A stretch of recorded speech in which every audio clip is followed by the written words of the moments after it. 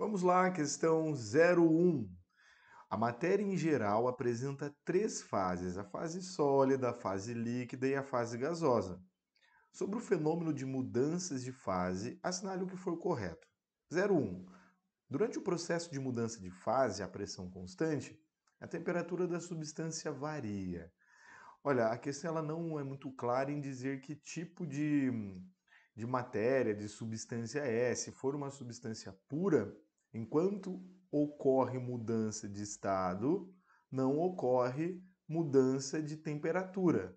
Ou muda a fase ou muda a temperatura. Então, já que ela não foi muito específica, eu não posso considerar isso correto.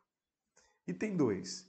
A temperatura de mudança de fase de uma substância independe da pressão atmosférica. Depende da pressão atmosférica, sim. Você já ouviu falar aí que fazer um cafezinho a nível do mar é mais demorado do que fazer um café a uma certa altitude?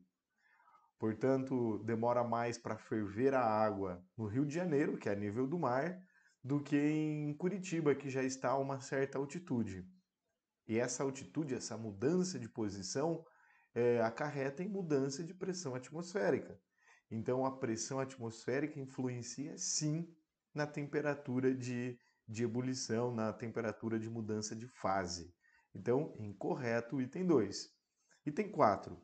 Para que uma substância mude de fase, é necessário que ela troque calor com o meio em que se encontra? Não necessariamente.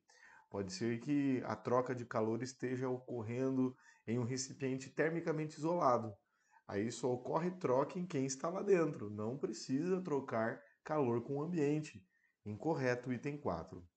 Item 8. O ponto triplo representa as únicas condições de temperatura e pressão em que a fase sólida, líquida e gasosa coexistem. Correto. Ponto triplo, nós temos coexistindo sólido, líquido e gás. 16. O regelo é um fenômeno no qual o gelo, sob pressão, funde, voltando a congelar quando a pressão é removida. Correto.